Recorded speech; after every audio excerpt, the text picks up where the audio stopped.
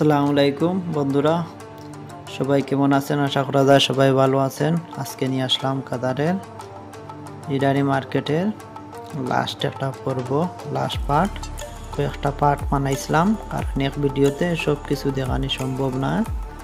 বিশাল বড় মার্কেট আর বিশাল বড় জায়গাটা, এর জন্য ভিডিওটা আমি কিছু পার্ট করে বানাইছি, যাতে আপনাদের দেখতেও সুবিধা হয়।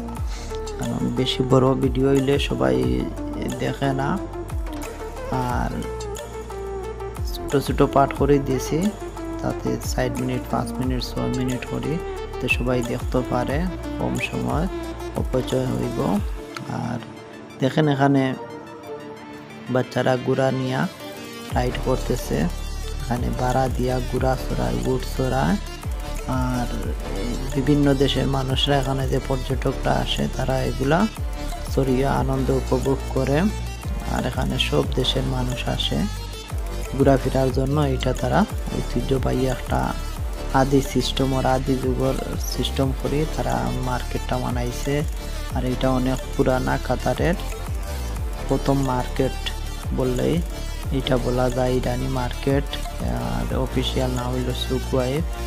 অনেক সুন্দর করছে মার্কেটটা। আর এখানে যত পর্যটক আসে না, এখানে সবাই এখানেই ঘুরতে আসে, কারণ এইটাই লগি কাতারের একমাত্র রাজধানীর মেইন জায়গা, এইটাই লগি।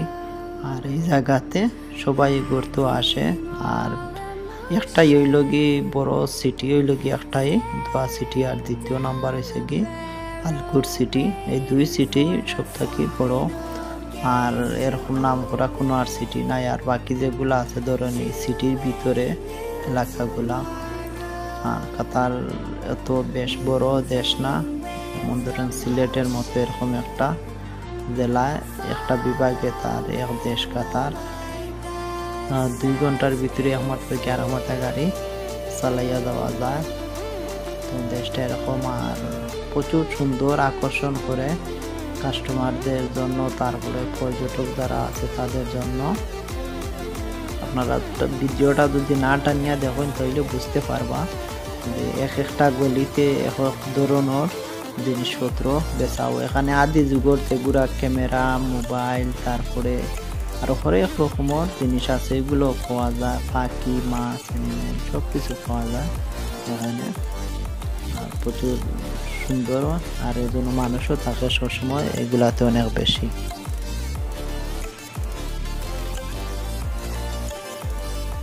দেখেন পাখির খাবার টাবার সব কিছু এখানে পাওয়া যায়।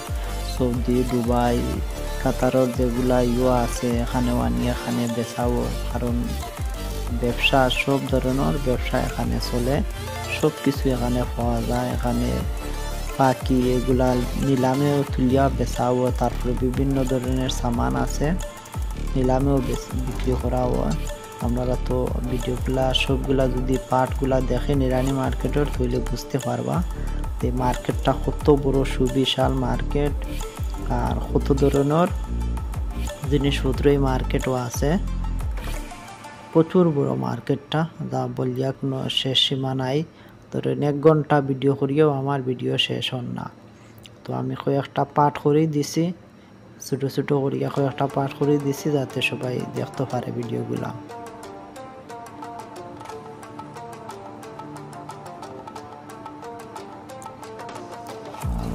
ভিডিওটা কেমন লাগে অবশ্যই জানাইবেন, কমেন্ট করে জানাইবেন যে আমার ভিডিওগুলো কেমন লাগে। দেখেন আদি যুগের সিস্টেমে বিল্ডিংগুলাও করা। আর অবশ্যই আপনারা কমেন্ট করে আপনার সুন্দর মন্তব্যটা রাখবেন, যাতে আমার ভিডিও বানাইতে আরও উৎসাহ হয়। আর আমি চেষ্টা করবো এরকম কাতারের কানাচে যত কিছু আছে না আছে সব কিছু আপনাদের সামনে তুলে ধরার জন্য।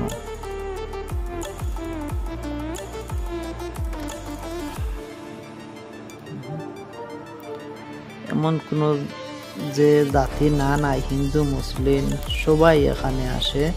আর একেবারে লেবার থেকে নিয়ে একেবারে শেখরা পর্যন্ত এখানে ঘুরতে আসে, সব আসে, কেউ কোনো বাধা নাই।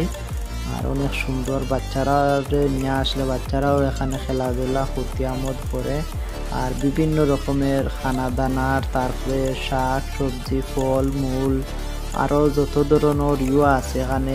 সামনে যে খালি মাঠ এখানে ফেস্টিভ্যাল করা হয়, যে কোনো দেশের কালচার নিয়ে নিয়ে কোনো দেশের ফল ফ্রুট বা যেগুলা আছে খাবার টাবার নিয়ে সব কিছু নিয়ে এখানে ফেস্টিভ্যাল করা হয়। সামনে বড় বড় স্টেজ বান্ধিয়া 7 দিন 10 দিন এরকম, ওই যেরকম আমাদের দেশে বাণিজ্য মেলা হয় এরকম করে ফেস্টিভ্যাল করা হয়। যার যে দেশের ফেভারিট ডিশ ফেভারিট যা কিছু আছে ওইগুলা নিয়ে স্টল বসায়, দোকানঘর বসাইয়া মাস দিন 15 দিন এরকম করে চলে।